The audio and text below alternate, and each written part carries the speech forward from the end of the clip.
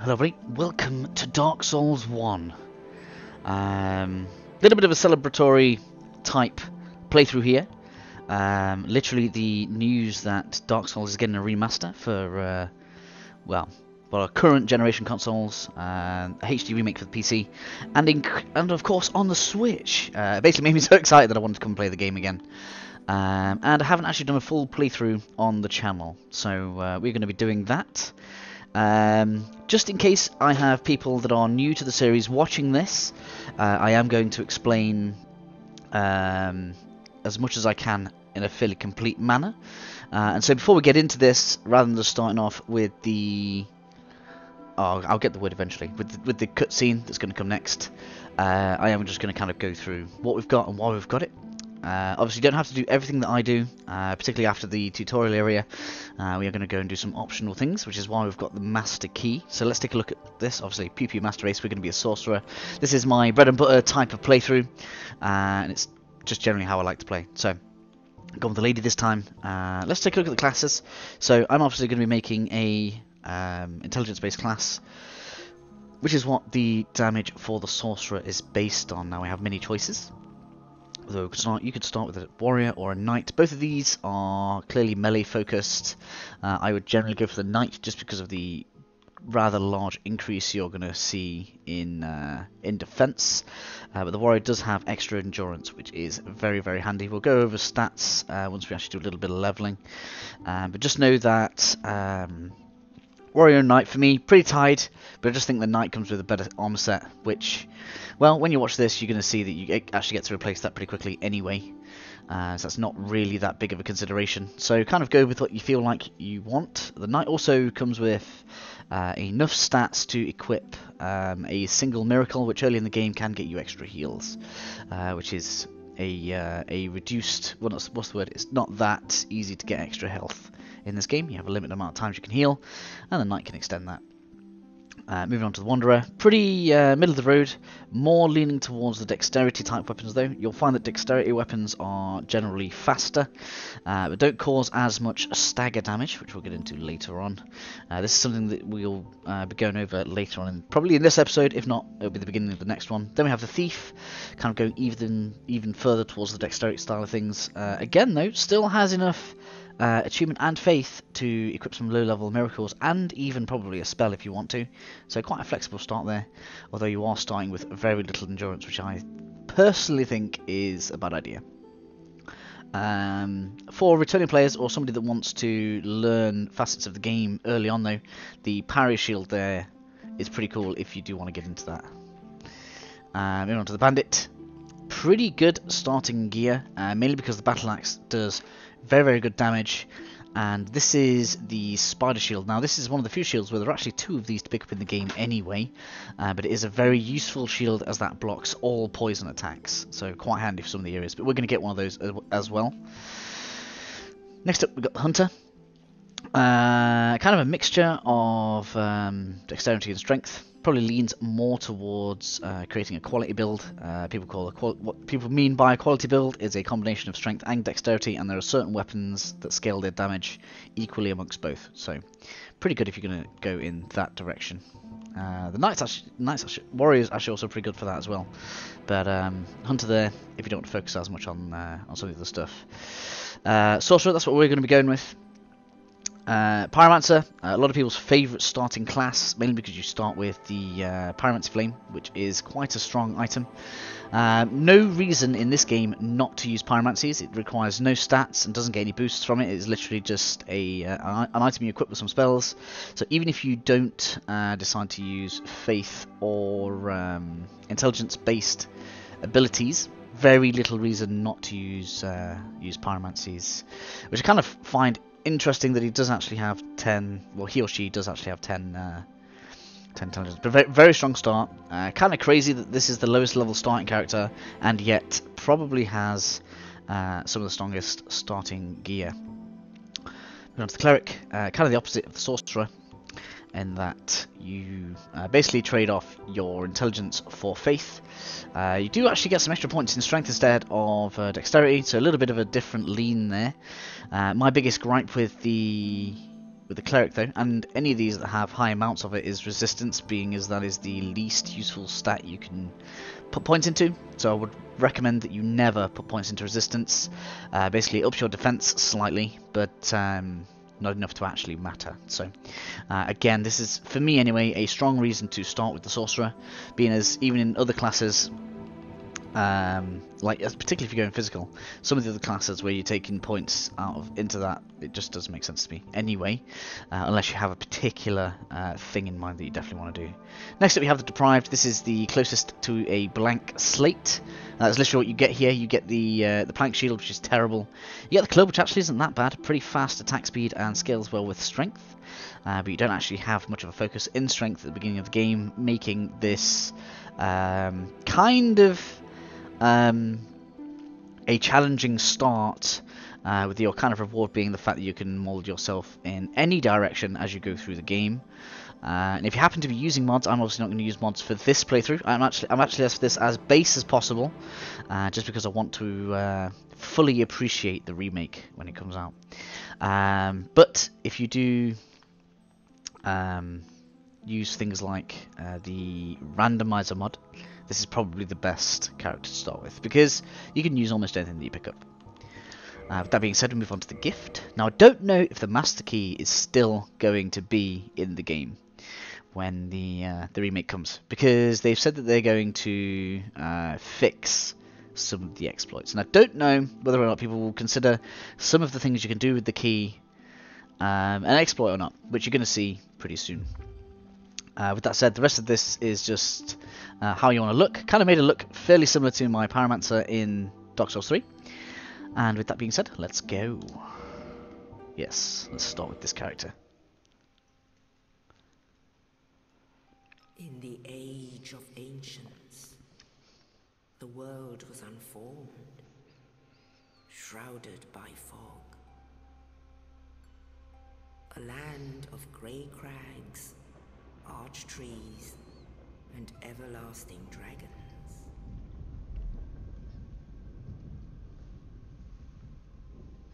But then there was fire, and with fire came disparity. Heat and cold, life and death, and of course, light and dark.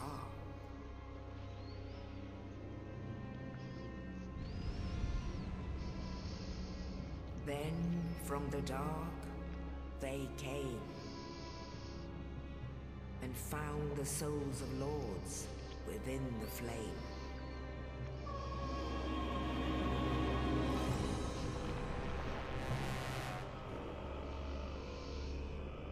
Nito, the first of the dead.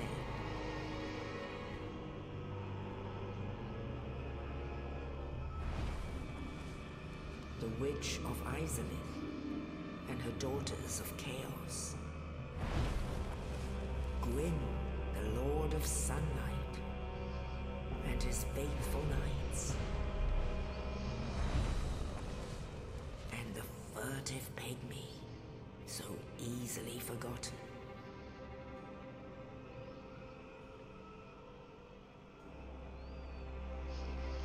With the strength of lords, they challenged the dragons. Gwyn's mighty bolts peeled apart their stone scales. The witches weaved great firestorms. Nito unleashed a miasma of death and disease.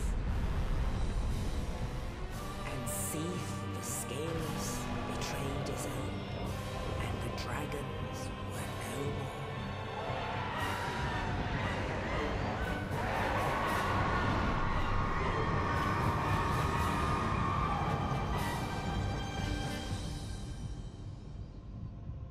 Thus began the Age of Fire.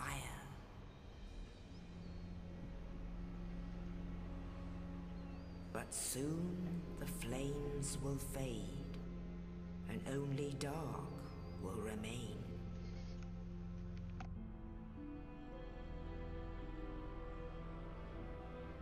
Even now, there are only embers, and man sees not light, but only endless nights.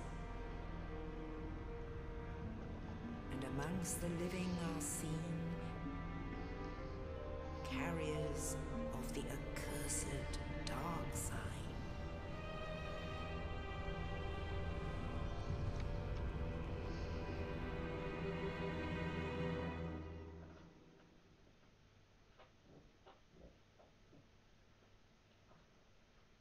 Wow, dog, do you really have to lick yourself so loudly? I'd almost forgotten just how cool the beginning of Dark Souls really is. Yes, indeed. The dark sign brands the undead.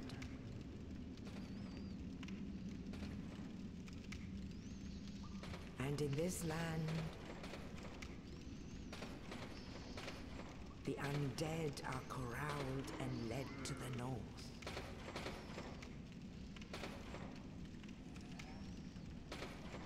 Where they are locked away to await the end of the world.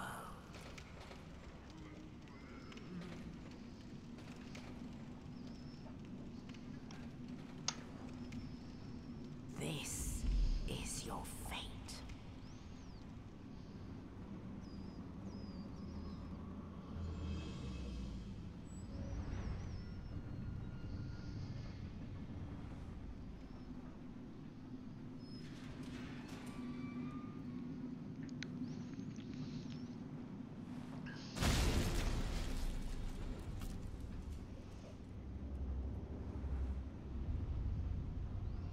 Cheers for that, buddy.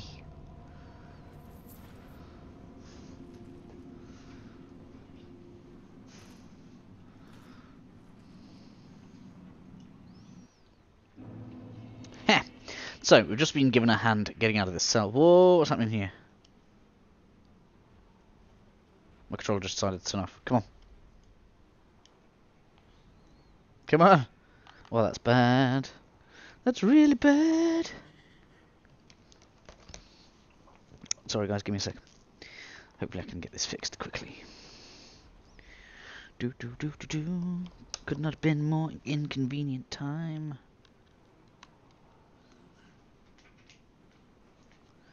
Come on now.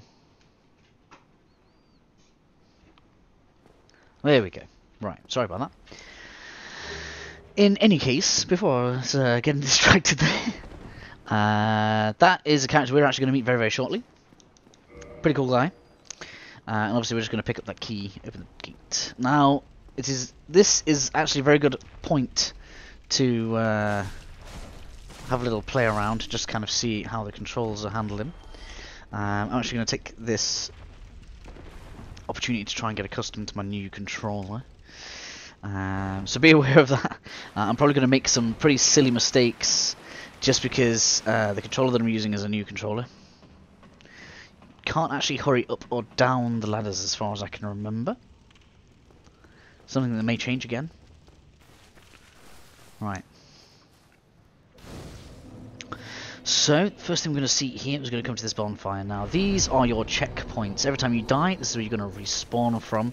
And when you do die, you are going to drop your souls, which is the counter that we see in the bottom right. And you're also going to drop any humanity you have, which is a counter that you'll see build up in the top left, currently marked with the 00.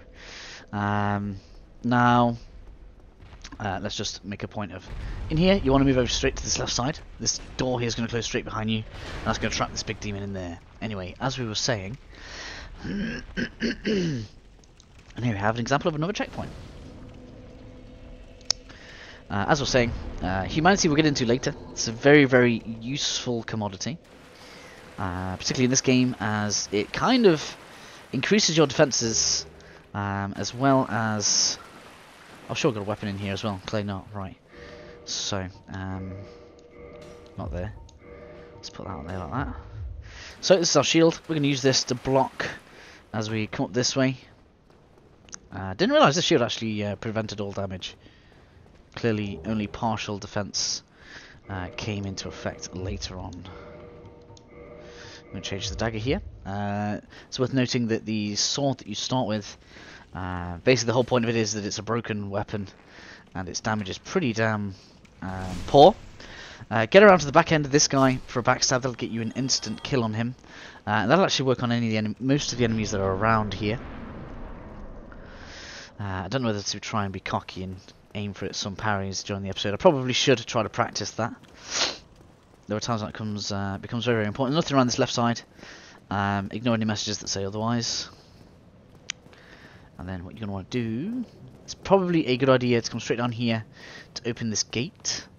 And this kind of shows you a concept in the game whereby you can unlock yourself some shortcuts around the levels. Next up, we're going to attempt to go up the stairs. Now, we don't actually want to go all the way up. You just want to go until you start hearing that roll. At which point, we're going to get out of the way. We're going to want to deal with this guy up at the top.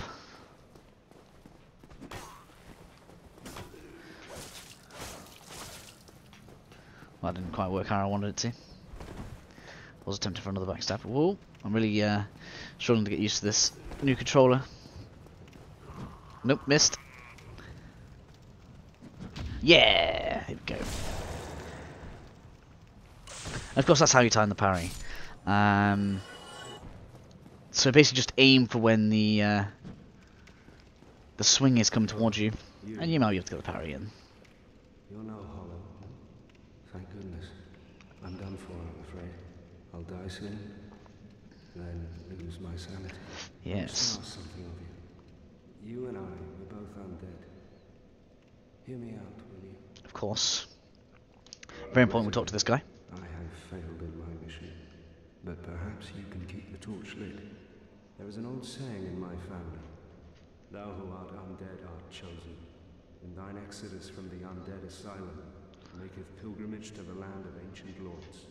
When thou ringeth the bell of awakening, the fate of the undead thou shalt know.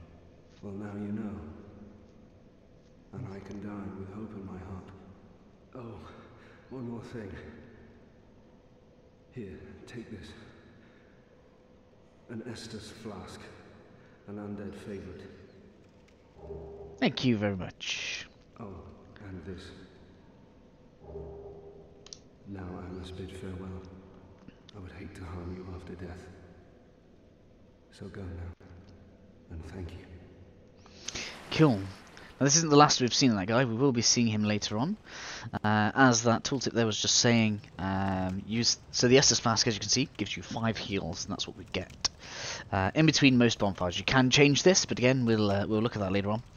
And essentially, you replenish them when you rest of the bonfires. So next up, we're going to head over into this way. Now, I'm pretty sure this item, or there is only an item here if you are a caster type character. So that being said, that's going to be a what do you call it? So it'll be a chime if you are a oh yeah, you can't pry the backs of him. That's a shame. It'll be a chime if you are the cleric character.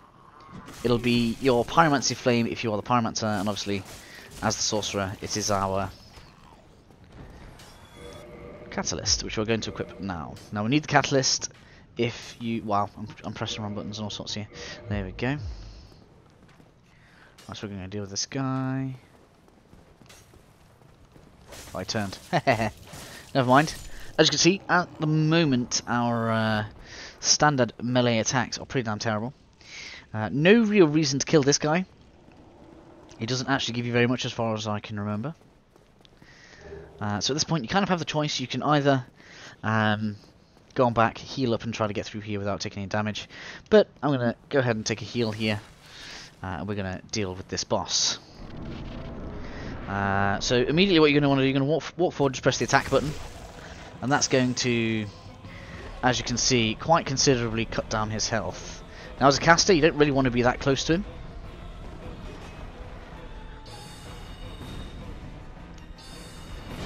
Whoa, wow, we're a bit too close there. Okay.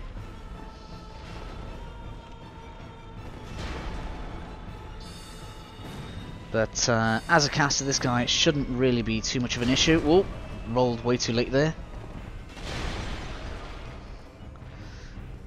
Safety dictates that I should heal. Wow, did not realise that was going to take so long.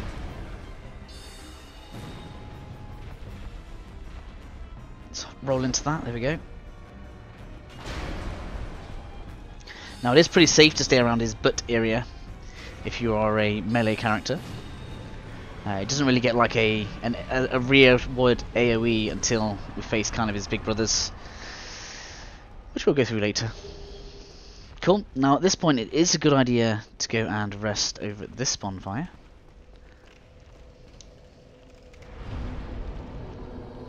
So we still have a couple of enemies left to face.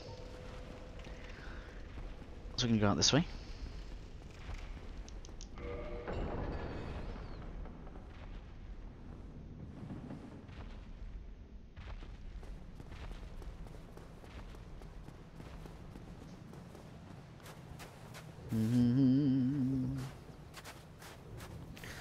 Can't remember if there's anything down this way.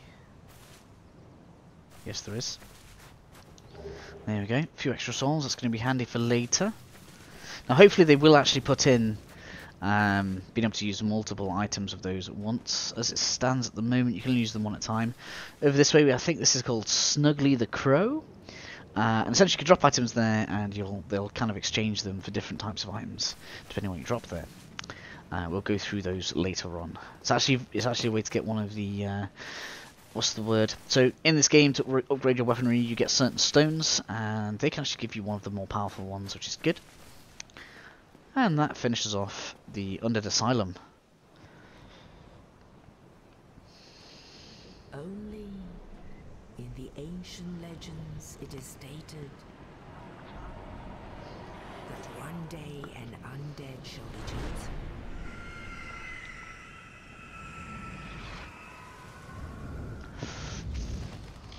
To leave the Undead Asylum in pilgrimage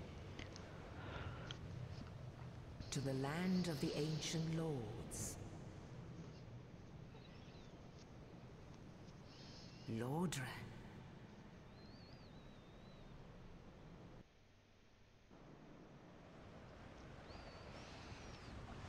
And here, the real game begins.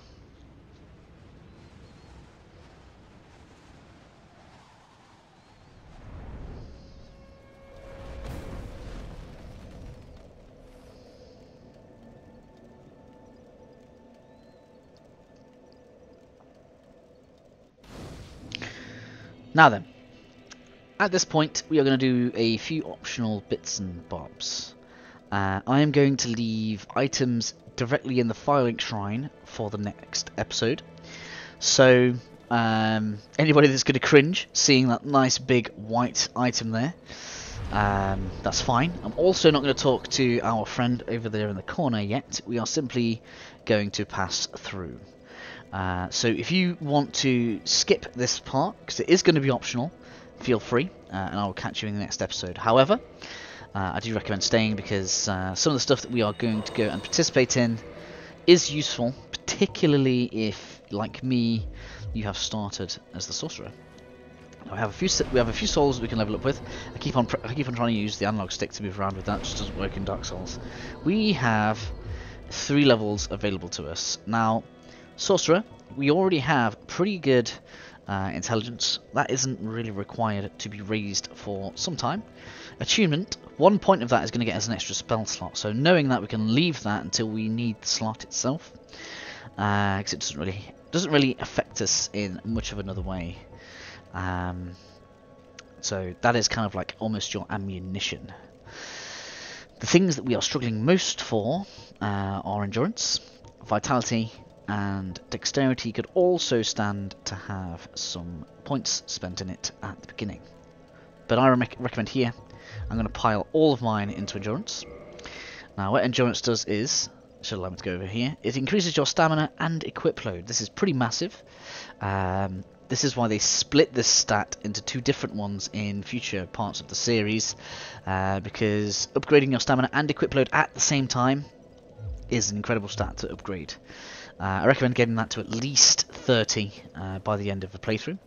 I can't remember what the actual cap is, but yeah, you can try talking to this lady, but you can't actually do anything with her just yet, but we will be able to fairly shortly. So we're going to go down these steps. Now these steps are quite hidden, so I don't blame you if you didn't see them the first time around. It's also worth noting we could have kept some stalls to buy some spells with, and we'll probably end up going back down here in the next episode, because I am going to recommend this as a part of the walkthrough. But in any case, we go down here, and we're actually going to have our first suicide run. So I'm going to send this lift back up. We are actually going to go down here with the intention of dying. Now there are a few items to pick up, so we could indeed end up getting a few extra souls, which would be nice.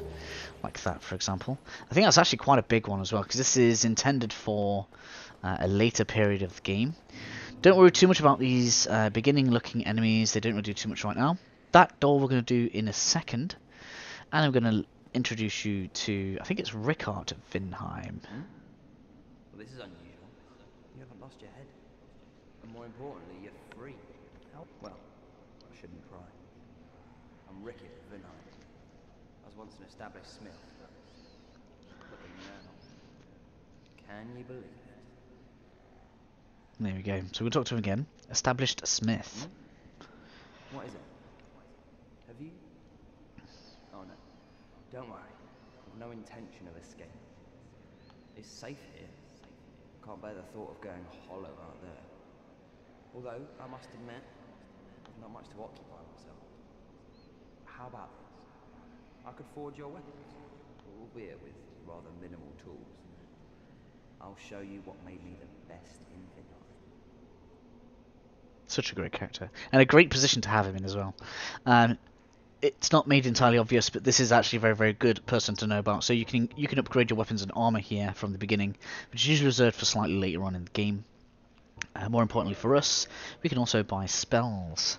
Now I'm not really a fan of heavy soul arrow just because it's slower to cast, but we'll probably end up buying at least one copy of that later on. And of course we also have the standard soul arrow. If you didn't roll as a sorcerer and you want to pick up some spells, you can also come down here to grab the sorcerer's catalyst. Also worth knowing, you only actually get one copy of each of these from him. So the amount of casts you have are also limited by playthrough. So make sure that if you are intending on having lots of shots of something, that you do pick up this kind of stuff. With that done though, we're going to leave him now. That was just more of a little tour to show you where that was. Next up though, we're going to come over this way. A couple of items to think about picking up. It's not this one. I don't think it's that one either. I think it's that one.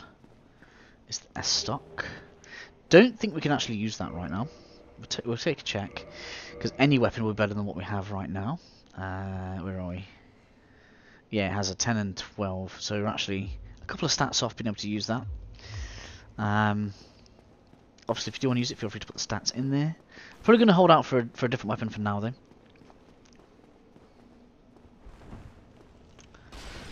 This item's kind of optional. Probably should have left it here, really. We're going to pick it up now, which is Transient Curse. This is kind of required. Well, an item that is handy to have when you're actually traversing this area. Obviously I'm not going to use those right now, but essentially they allow you to actually fight the enemies that inhabit this area. And they're basically ghosts, so their attacks will literally penetrate your shield and all of your defenses unless you are cursed. And so you can actually get yourself properly cursed, or you can use a transient curse to do that. But this is what we're here for. At this point, we don't actually care about surviving, because these guys are going to kill us anyway. That's going to send us straight back up to Firelink Shrine. And I'll show you why that is an important item now.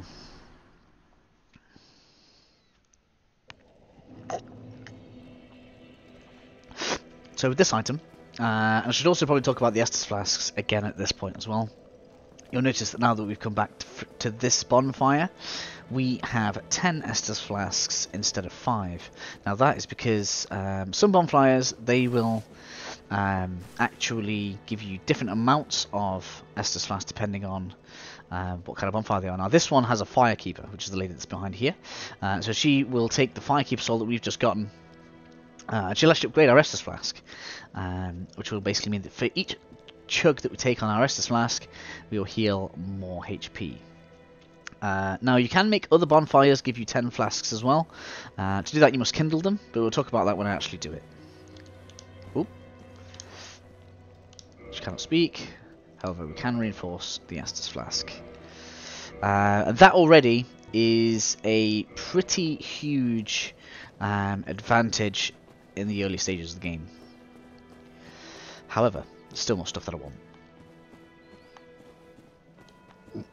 So, making our way back round to the left. Apologies that this is probably going to take a little bit of a while, but this is a playthrough as well as a walkthrough, so we'll keep all of it in. Something I forgot to say as well is, if you have tips of your own, please leave them in the comments. Obviously, the more information that anybody that happens to be new to the game or series has, the better equipped they'll be for dealing with the challenges. I do personally feel, and it may be just because it was the first one that I played, I do personally feel that Dark Souls has the most challenge in the game over the other Dark Souls games. I'm not including Demon Souls in that because I don't really have much to compare it to, but yeah. Now, this is the point where you can't progress any further if you didn't bring the Master Key. So if you didn't bring the Master Key, you might as well turn back. You can't do any of this. So we get another soul item here too, which is nice. Obviously those 250 souls that we had before are basically lost, so we ain't going to bother with that. Now, you have an area that you can go down to on the right. Now the last time I did that at this point, it messed up my playthrough because it triggered something to happen that I didn't want to happen, so I'm not going to go down that way. I'll explain more on that through the walkthrough, but there's a particular person that I do not want escaping. And that's what happened to me when I went down there too early. So we're not going to do that. You can actually get another Firekeeper soul down there, as well as a pretty good armor. Well, 2 pretty good armor sets. So there's some cool stuff down there. But we're going to leave that, and it kind of will help to keep that area complete anyway. So that's quite nice. Down this way we have a dragon that's going to kill us once we take his loot. If we are quick though, we should be able to nip in and grab it and then get back out again. That was the one we wanted. There's the shield. Now he's going to immediately swipe us. Kind of knew that was going to happen. But we haven't really lost much, and the next time we come through here, we should be able to just run straight past him. I probably shouldn't have stopped those items, really, but, well, it's helpful anyway. Also got some extra souls. Again, I'm not going to use any of it just yet. I'll wait until we've got it all. In fact, we'll do it all as kind of like a leveling thing at the beginning of the next episode. But we're going to get quite a lot of stuff unlocked quite early doing all of this.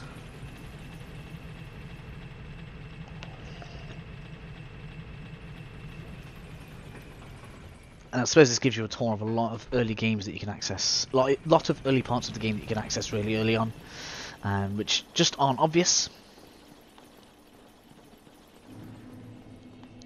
But now I've got to hope we can actually run past him, because if not, unfortunately, I've created myself a roadblock. And I don't want to do this too many times, either, because otherwise you guys are going to get absolutely furious at me. But we should be able to just sprint straight past him. I don't think he goes back to sleep, though. No, he doesn't. So, the item that's on the floor, we're going to leave it until we're ready to kill him.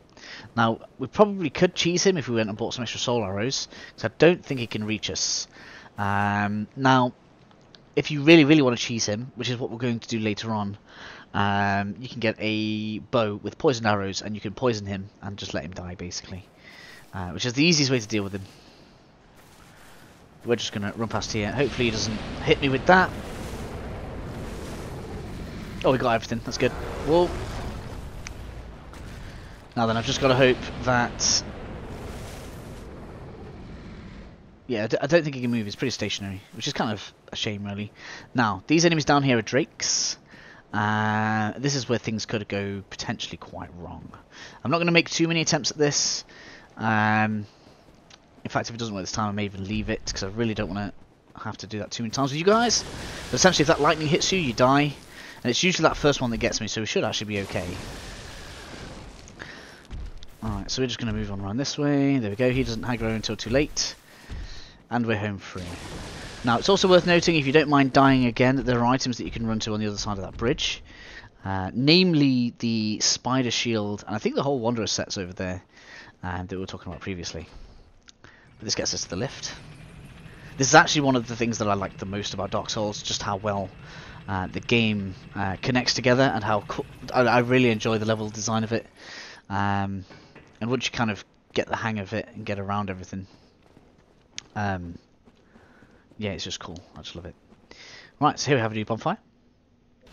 It's pretty handy, pretty cool. Now there is a pretty tough enemy ahead. It's optional to kill him. You can get around him without having to kill him. I am going to, because I really want one of the items that's around here. Whoa, he hits like an absolute truck though. Although his attacks are parryable, as far as I can remember. The actual best way to deal with him is to try getting close and backstab him off the cliff. If you can get close enough to do that. Oh, that was so close. Oh, I did it! Yes! Ha! Retire that chunk. Now, if you happen to do that, it's entirely worth quitting the game and reloading, just in case he drops his weapon, which, if you're doing a physical type character, is probably one of the stronger weapons in the game, but you do have to be lucky for him to drop it, which he hasn't. Now, if you do want to try to force him to drop that weapon, what you can do is pump some humanity into your humanity counter, and that will increase the likelihood that he'll drop that weapon. But we can essentially farm for that later, so it's not really an issue. Clearly other people have been around here, look, dealing with this guy as well. Now, I'm actually going to equip that shield because it's very good. It's actually one of my favourite. But my strength's too low to use it. Let's look at what the actual thing is of. That's 10. So I probably am going to spend a point to get that eventually. But essentially that has a special effect that regenerates your stamina quicker, which is just brilliant. Which actually means the S-Stock is going to be well within usable range. Means we are going to end up with at least 10 strength. But with that done, we are not able to continue with this area. Now, there are a lot of areas in which you can die in this place. This is going to be the base, I think it's called the base route or dark route gardens, something along those lines. We're going to move along this way. Now, at this point, you've got two directions you can go in. You can either go over that way. There are a few items you can pick up. Nothing amazing. And there is actually a shortcut up that way, which takes us to the first area of the game, which is what we're going to be doing in the next episode. But I'll leave all that for now. So, more pressingly, we're going to head up this way. Over here, I think we have a bow. This is actually better than the bow that the, I think it's the Wanderer starts with. And a new armor set, which I'm actually going to take a look at immediately, because if that's better than what I'm wearing, which it is, for not too much of an increase in weight, then I may well do it. That's heavy for basically no reason. As is that. So the only actual one that you'll probably switch to is the leather armor, but only if you have enough space for it. Let's think, what's a quarter of 50? 12. So yeah, we should fit that. And the reason I'm trying to work that out is basically to remain fast, you need to remain under a quarter of your equip load. So what that's done is it's not slowed us down at all, and it's increased our defenses very slightly.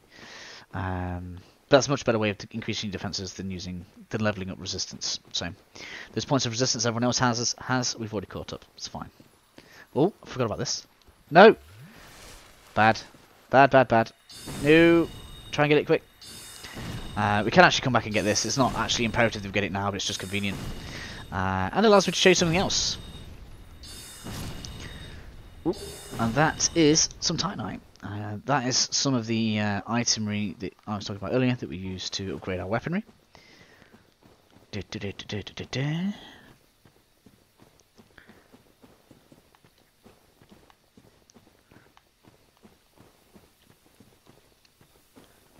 Keep on moving up the side. So yeah, there are a lot more things we could get by going some of the other directions.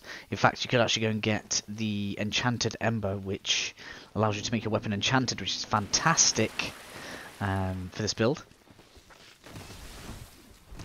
but we're going to leave that for later, because otherwise A, will be incredibly overpowered, which isn't necessarily a bad thing, but also B, I do want to keep some of the areas vaguely intact, although I can still just show where stuff is, to be honest.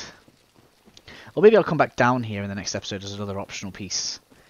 That could be a cool idea. Now, over at this point, there's actually a false wall just here. But we can't actually use what's behind it just yet until these guys decide they're going to leave us alone. Which they usually do around here. And they absolutely do not go through this fog gate. So, once you kind of go through here like this, you're pretty safe. Unless something's changed. There we go. And we can actually kill him if you want to. Obviously his attacks will reach across, but he really doesn't like it when you're over here. And that is known as a leashing point. Almost every enemy in the game has one of those. It's basically a point in which they will not cross. Item over there, I think that's a soul item, and that is basically a trap. I do not recommend going over there at all. Because basically once you go over there and pick that item up, 3 of those guys are going to pop up. And then once you've done that, every time you come down this way, they will always aggro on you. Which is just annoying. I mean, if you do want to go and get it just for completion's sake, feel free. But, oh no, that's not good. That's not good at all. Why is it not letting me rest? Is it because he's still aggroed? Okay, so we're going to have to kill this guy, aren't I? Annoyingly. Now, the good thing about these guys is they're very easy to stagger. So, you can actually knock them out of their attacks quite often.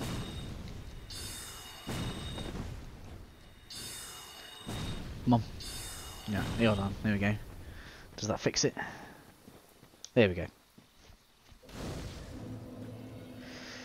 Cool, so we take a rest here. We actually got a few souls out of those guys, so we get an extra point in something. We get 2 points in something, so I'm definitely going to put 1 into strength. That we can use on your shield. And 1 in dexterity actually allows me to change to the S-Dark. Side note about dexterity is that basically that will also increase your cast speed, so dexterity is something that synergizes very well with how we're going to be playing. So a bit of an upgrade there, which is pretty good. Allows us to improve our equipment, although the biggest issue with that is that it's actually going to increase our weight more than I would like it to. And now when we roll, you should see that the roll is a lot slower. And so I'm probably going to take something like this off for now. Nope, still can't. Okay.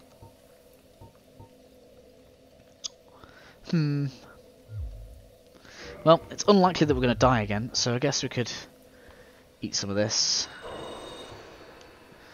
and try to improve our endurance enough. I really don't like the fat roll. Well, the medium roll, should I say. Where possible, I will try to avoid it. Which kind of makes what we're about to pick up a little bit senseless. There we go. That's better. So moving down this way.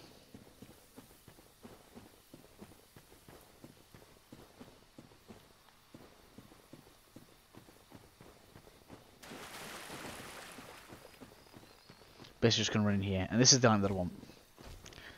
And I care very little as to whether or not we die. There are other items to pick up in here too. There's actually quite a lot of stuff that you could go for. And the only real danger about this area is the big guys can slow you down. Alright, where's the way out? There we go. Cool, so we're just going to run on out of here now. We don't really even need to rest at the bonfire, as there is nothing really to gain out of that. A few other things that we're going to be able to see as well as we go through. Although we are going to reset these enemies down here. Wow, it's chasing me a very, very long way. I'm going to leave that item there, don't need it. Can't actually remember exactly what it is either.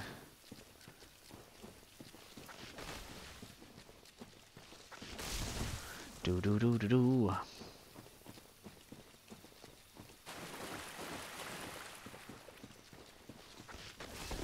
No, you don't. But as you can see, stamina regeneration now is at a very good rate. You're still going to be able to defend and block with it. The only thing it doesn't have is particularly high levels of, I'm trying to remember the word, what the wording for it is now, stability, and we'll look at that in a second. But essentially the stability of a shield dictates how much stamina it takes to block with it, which is usually what gets upgraded when you upgrade your shield, so that's why you'll want to do that. Here we're going to come across another bonfire, which we can rest at.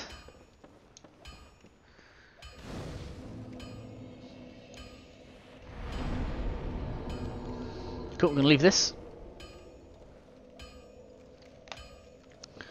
And we're almost at the end of the tour. Obviously, like I said, and I've said it a few times, there are a lot of other things that you could pick up. So feel free to explore these areas if you wish to. It is quite dangerous to do it, which is why we've kind of only visited them in passing. And I didn't want to get too many things out of them because I would like it to still be there for when we actually do the proper playthrough in the next few coming episodes, which is why we're going to leave that item just there that's behind this guy, which is another Firekeeper Soul,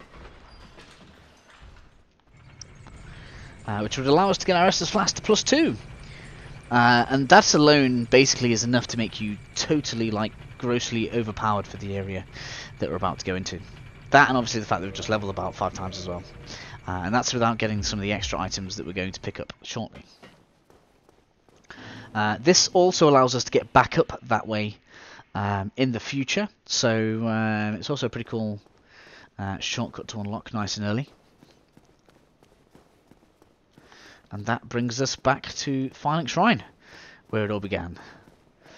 So I am going to be ending the episode here, guys. Hopefully this was helpful for you. Hope you like kind of the route that I go on to kind of set my character up, particularly if I'm playing as a caster. Just because I'd like to get the extra little boost early on. In any case, guys, let me know what you think, and I will catch you in the next episode. Have a good one.